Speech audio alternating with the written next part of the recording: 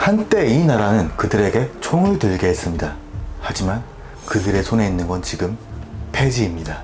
이들은 국가가 부르땐 애국자였고 지금은 아무도 그들을 기억하지 않습니다. 이들은 왜 잊혀진 걸까요? 안녕들 하십니까? 남성부 찬호박입니다.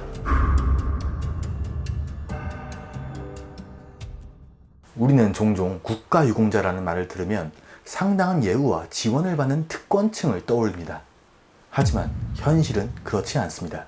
2023년 기준 대한민국의 국가유공자, 참전용사가 받는 지원 수당은 30에서 40만원 정도입니다. 그러니까 수도권에서 치면 한 달 월세도 안 되는 돈을 받고 있는 거죠. 고령자 빈곤율은 OECD 1위, 그리고 그 빈곤층의 중심에는 남성 참전용사들이 자리 잡고 있습니다. 전쟁이 끝난 지 수십 년이 지났는데 이들은 빈곤과 싸우고 있습니다.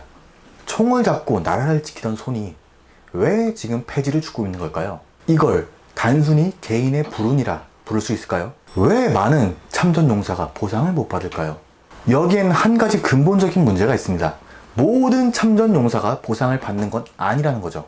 대한민국의 보훈 시스템은 굉장히 엄격합니다. 실제로 총을 들고 전장에 나갔다 하더라도 다치지 않았거나 공식적인 전상이 아닌 경우에는 국가유공자로 등록되기조차 어렵습니다. 즉, 참전 그 자체로는 보상 대상이 아니라는 거죠. 보훈제도는 기본적으로 신체적 부상을 기준으로 하고 있고 그렇기 때문에 굉장히 적은 수의 참전용사들만이 보상을 받고 있습니다. 하지만 말이죠, 그거는 과거의 기준이 아닐까요?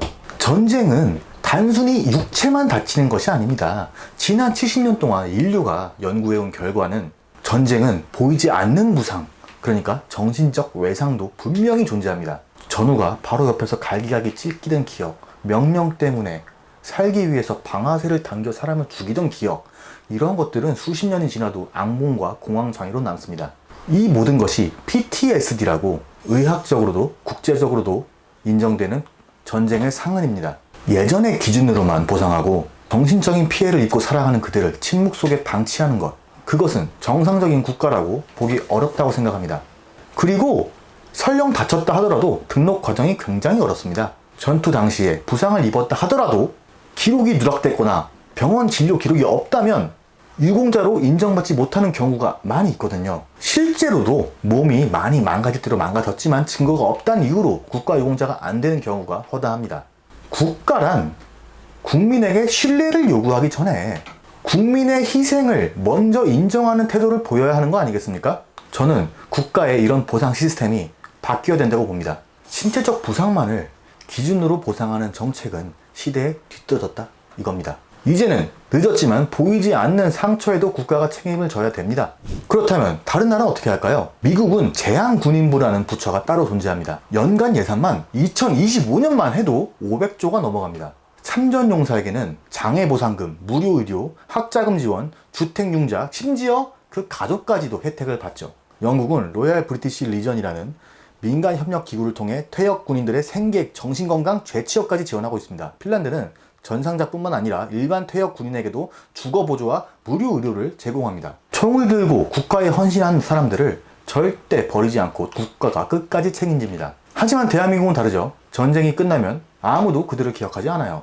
저는 이 영상을 통해서 제안을 좀 해보고 싶어요. 이번에 정부가 바뀌었잖아요.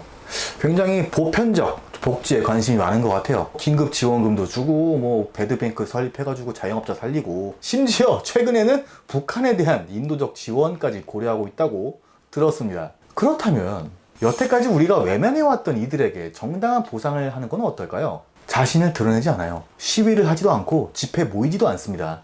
하지만 한겨울 새벽에 폐지를 주워가며 연명하고 있습니다. 그들은 한때 우리나라를 위해 총을 들고 전쟁에 나갔고 지금 아무도 보상해주지 않는 상황에서도 묵묵히 살아가고 있습니다. 우리는 진정 우리가 존중하고 아끼고 존경해야 할 분들을 놓치고 있는 건 아닙니까? 그분들에 대한 보상을 다시 한번 생각해보는 건 어떨까요? 전쟁터에서 목숨을 걸고 싸웠더니 겨우 살아남았더니 노년엔 가난이랑 싸우고 있습니다. 이런 나라에서 지금도 한창인 청춘인 애들이 끌려가는데 그들이 대한민국의 충성을 다할 것 같습니까? 존중 없는 나라엔 절대 충성하지 않습니다. 한 가지는 분명히 얘기할게요. 모든 참전 용사가 잘 먹고 잘 살아야 한다는 소리는 절대 아니에요. 하지만 적어도 나라를 위해 목숨 바쳐 싸운 사람들이 가난하게 사는 거를 외면하는 건 상식적이지 않다는 얘기를 하는 겁니다. 여러분들은 어떻게 생각하십니까? 댓글로 남겨주시면 제 생각이 틀렸을 수도 있으니까 한번 반성도 하고 공감도 해보고 용기도 얻고 가겠습니다. 남성부 찬우박이었습니다. 감사합니다.